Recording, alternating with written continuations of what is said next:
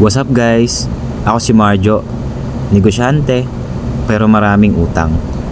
At kung kailan ko ito mababayaran, hindi ko rin alam. Basta ang alam ko, magpapatuloy ako hanggang sa matupad kong mga pangarap ko sa buhay. Kaya tara, samahan niyo ako. So ayun guys, on the way tayo papuntang JNT branch.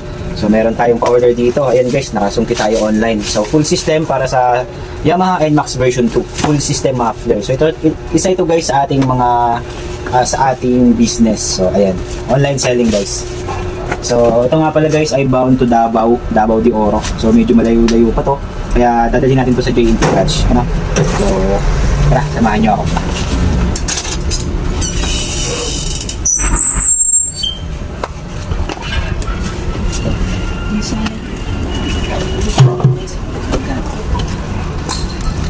Nice.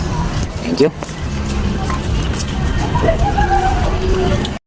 So ayan guys, punta tayong complex ngayon.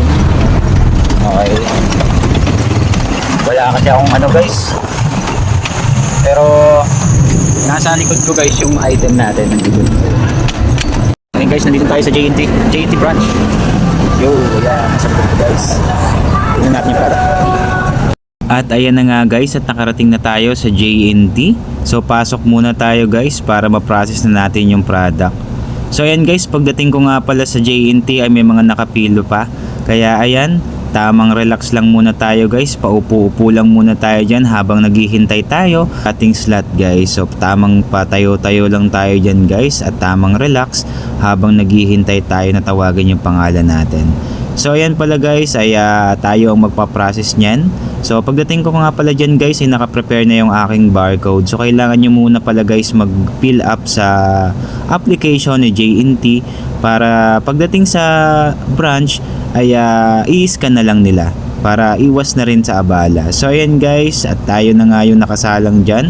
At ito na nga pala guys yung babayaran ng ating client. So shoulder nga pala yan ng client natin yung shipping fee niyan, 460 pesos bound to Davao de Oro. At ito na nga guys, at binabalot na nga ng ating clerk, ng ating empleyado ng JNT yung ating item. So ito guys, at talagang binabalot nila ng maayos yung product natin para safe na makarating sa Davao de Oro. Medyo malayo-layo pala ito guys, at nandito lang tayo sa Santa Rosa, Laguna. So tatawid pa ito ng dagat guys, kaya dapat well pack yung pagkakabalot. So ayan guys, at nilagyan na nga ng fragile para talagang ingatan nila yung ating item. So ayan guys, napakaganda naman ng pagkakabalot. At hindi na nga ako guys nagtagal, at pagkatapos ma-process ay umuwi na rin agad ako at mag-aani pa nga kami guys ng barya sa aming piso wifi. So pagdating ko nga guys sa tindahan ko ay inaani na yan ng aking dalawang pinsan. So guys, hindi ko na masasabi kung magkano yan, pero guys enough yan para sa pambayad ng wifi at ng aming kuryente sa loob ng isang buwan. So guys, maraming salamat sa suporta, at paki-follow na rin guys ang aking TikTok account, pati itong ating FB page.